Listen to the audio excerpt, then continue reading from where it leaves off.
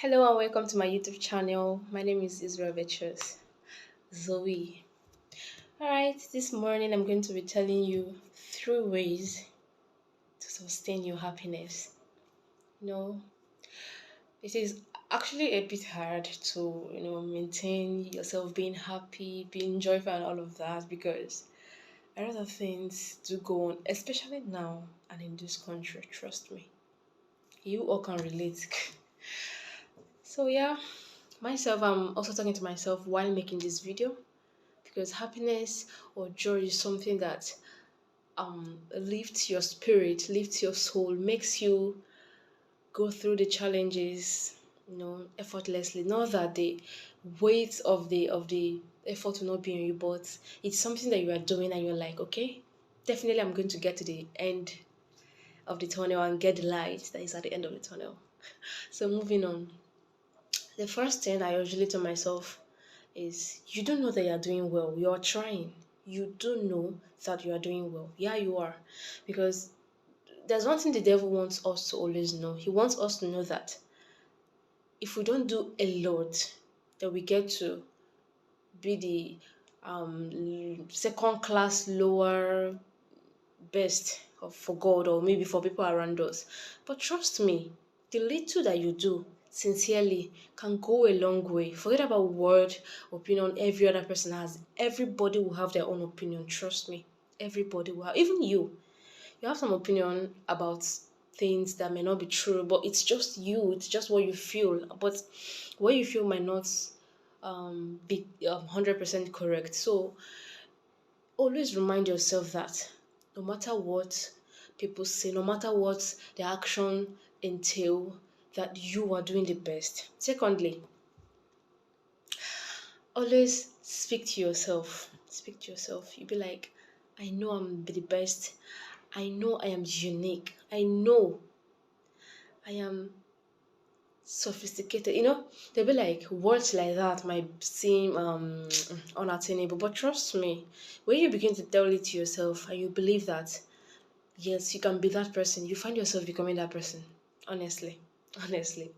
Yeah, so speak words to yourself. The first one was know that you are doing your best. You are trying. Second one is speak to yourself. Words of affirmation. Yeah, this is where if your love language is words of affirmation, you don't have to wait on people to affirm say things to you. You have to say it to yourself. I saw this movie, the one for Sarah, where Beverly Naya was a major actor. Yeah, I call actors, whether male or females. They are all actors. So she was the main character. She had this issue with her man, yeah, her boyfriend or probably fiance. He beat her, tell her words that are degrading and words that could make her feel less of herself. What she does every morning is before she goes to work, she will speak the words she pasted on her dressing mirror to herself. I am unique, I am the best, and all of that. And I picked something honestly because words and actions of people can affect you. But if you want yourself to trail off from their thoughts, from their evil or negative thoughts about you, you say the different things to yourself to counter whatever thoughts or words they've said to you. Yeah, so she said those things to herself daily. And although at some point she didn't believe them, but later, with the help of her friend, my favorite actress, Bimbo Ademoye, she was able to overcome it. And also the help of Uzo Arokwe. My God. A lot of my actors, like my favorite actors, they were just in the movie. You should probably go and see it, the one for Sarah. Yeah, Uzo Arokwe was also the one that helped. And then, although I can't remember his name, his name in the movie is Michael. Yeah, but I can't remember his real name right now. So, yeah, Michael was also the one, the, what was that word? Pester. Yeah, he was the person that helped her later. Naya wasn't really into the guy that is a Michael guy, but at the end of the day, he was one that fought for her. Yeah. So the point I was actually trying to make from this is she told herself different words that could negate the negative words that her boyfriend said to her. Then the last one, it's definitely not the least. Trust God for your happiness. You know, If you are a single person, you'll be probably thinking, when I get married, I'll be so happy. When I give birth to my children, oh, I'm going to carry them. Trust me, it doesn't work like that, because marriage is a lot of work. Like my mentor, Pastor Mildred Okonkwo, would usually say, marriage is an assignment, not a reward. It is an assignment, and just have this picture in your head when you're given an assignment in school, especially for these calculative courses like physics, chemistry, math, economics, and the rest of that.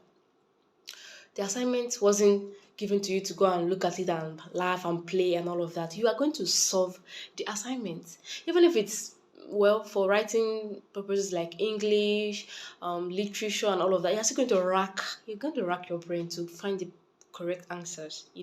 Not just correct by being correct, like correct by being perfect. If you want good grades, I was the best literature student in my school, all thanks to Master Uche Damien.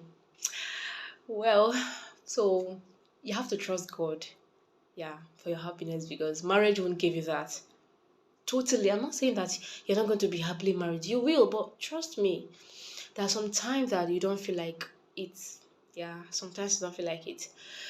So, what do you do when you don't feel like it? Would you want to commit suicide? Would you want to die? Would you want to give up the ghost or whatever? If God gives you the happiness, I'm sure it's going to last. Pastor Midword says something. She said, if you're going into marriage, hold Jesus with your predominant hand. Like, what she means is, if you're the person that writes with your right hand, you use your right hand and hold Jesus.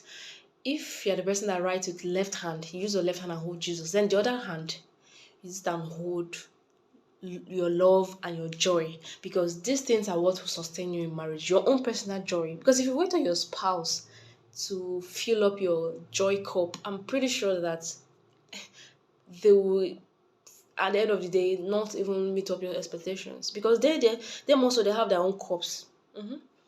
That's why you have to be broad before you go into journeys that you don't know about. If you're going into marriage and you've not listened to Pastor Mildred and Pastor Kingsley Okonkwo, or you've not read books by the likes of Pastor Miles Monroe, Gary Chapman, I mean a lot of them, and a lot of them. If you don't read those books, if you don't listen to those podcast messages, you find out that you are limited. You are limited. So you have to read the love languages, because if you know about the love languages, you are going to be doing yourself a favor when your husband doesn't fill up your cup of love. Maybe your love language is quality time or physical touch, and he's not a physical touch guy. Maybe he'll just manage the quality time, but he's the kind of person that he wants to just chill out on his own with his friends and all of that. But his own predominant love languages are acts of services and words of affirmation.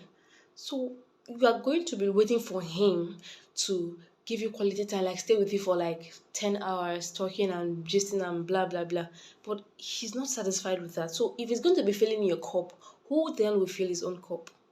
So trust me, you have to hold God with your hand, Jesus with one of your hand, and the other one with you hold joy with it, because you have to have your own joy to actually move on in this life. Trust me. No family, no friends, no loved one can be able to fill up that cup except you do. So until next time, please do subscribe to my YouTube channel for more of these videos.